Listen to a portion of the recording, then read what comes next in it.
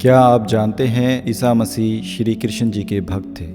हालांकि यह अभी शोध का विषय है, फिर भी अब तक जितने भी लोगों ने इस पर शोध किया है उनका कहना यही है कि ईसा मसीह ने भारत का भ्रमण किया था और वे कश्मीर से लेकर जगन्नाथ मंदिर तक गए थे। उन्होंने कश्मीर के एक बौद्ध मठ में रहकर ध्यान साधना की थी।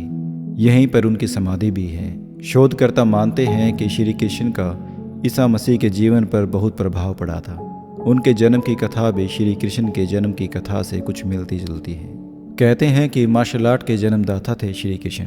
भारतीय परंपरा और जनश्रुति अनुसार भगवान श्री कृष्ण ने ही मार्शल आर्ट का आविष्कार किया था। दरअसल इसे पहले कलरीपट्टू कहा जाता था। इस विद्या के माध्यम से ही उन्होंने चाणूर और मुष्टिक जैसे मल्लों का वध किया था। तब उनकी उम्र 16 वर्ष की थी। मथुरा में दुष्ट रजक के सिर को हथेली के प्रभाव से काट दिया था। जनश्रुतियों के अनुसार श्री कृष्ण ने मार्शल आर्ट का विकास ब्रज क्षेत्रों के वनों में किया था। डांडिया रास उसी का एक नृत्य रूप है। कलरीपट्टू विद्या के प्रथम आचार्य श्री कृष्ण को ही माना जाता है। हालांकि इसके बाद इस विद्या को अगस्त्य मुनि ने प्रचलित किया था। इस विद्या के कारण ही नारायणी सेना भारत की सबसे भयंकर प्रहारक सेना बन गई थी। श्री कृष्ण ने ही कलरीपट्टू की नींव रखी थी, जो बाद में बौद्ध धर्मन से होते हुए आधुनिक मार्शल आर्ट में विकसित हुई। बौद्ध धर्मन के कारण ही यह विद्या चीन, जापान आदि बौद्ध राष्ट्रों में खूब फली फूली। आज भी यह विद्या केरल और कर्नाटक में प्रचलित है। श्री कृष्ण ने इस विद्या को अपनी नारायणी सेना को सिखा रखा था। डांडिया रास इसी का एक रूप है। मार्शल आर्ट के कारण उस काल में नारायणी सेना को भारत की सबसे भयंकर सेना माना जाता था। श्री कृष्ण के पास यूं तो कई प्रकार के दिव्यास्त्र भी थे, लेकिन सुदर्शन चक्र मिलने के बाद सभी ओर उनकी साख बढ़ गई थी। श्री कृष्ण को भगवान परशुराम ने सुदर्शन चक्र प्रदान किया था, तो दूसरी ओर वे पाशुपतास्त्र चलाना भी जानते थे। पाशुपतास्त्र शिव के बाद श्री कृष्ण और अर्जुन के पास ही था। उसके अलावा उनके पास परशुपास्त्र भी था, जो शिव, वसुगण, भीष्म के पास ही था।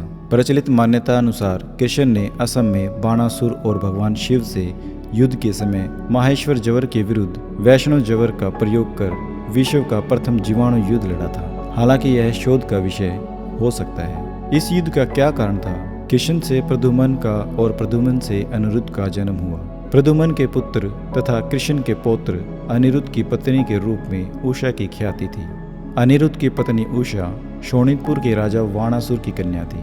अनिरुद्ध और उषा आपस में प्रेम करते थे। उषा ने अनिरुद्ध का हरण कर लिया था। वाणासुर को अनिरुद्ध उषा का प्रेम पसंद नहीं था। भगवान शिव को इसके कारण श्री कृष्ण से युद्ध करना पड़ा था। अंत में देवताओं के समझाने के बाद यह युद्ध रुका। श्री कृष्ण 64 कलाओं में दक्ष थे और वे एक सर्वश्रेष्ठ धनुर्धर थे। इसके अलावा उनके पास कई अस्त्र और कई शस्त्र थे। उनके धनुष का नाम सारंग था, उनके खड़ग का नाम नंदक, गदा का नाम कौमुदकी और शंख का नाम पाचंज था, जो गुलाबी रंग का था।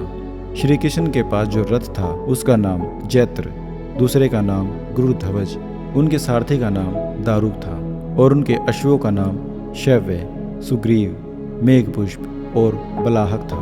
कृष्ण के बारे में अक्सर यह कहा जाता है कि उनकी 16,000 पटरानियाँ थीं, लेकिन यह तथ्य गलत है। उनकी मात्र 8 पत्नियाँ थीं।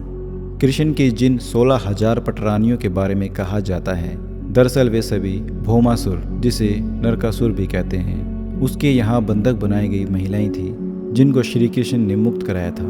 ये महिलाएं किसी की माँ थी, किसी की बहन और किसी की पत्नी थी, जिनको भौमासुर अपहरण करके ले गया था। दरअसल गीत गोविंद और जनश्रुतियों में इसका जिक्र है कि राधा, ललिता आदि उनकी प्रेमिकाएं थीं।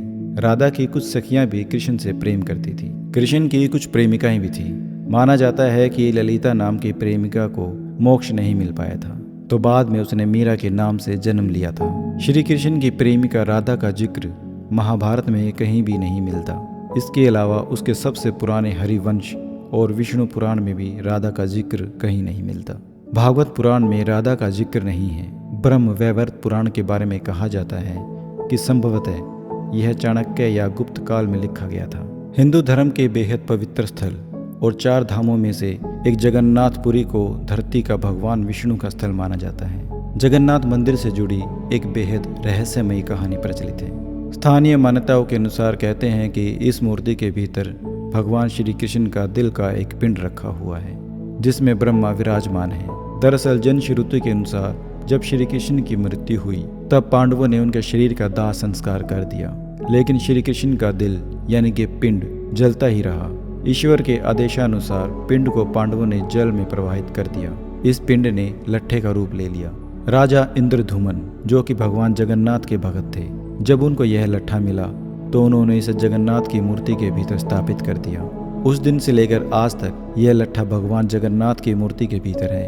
हर 12 वर्ष के अंतराल के बाद जगन्नाथ की मूर्ति बदलती है, लेकिन यह लट्ठा उसी में रहता है। हालांकि यह शोध का विषय हो सकता है।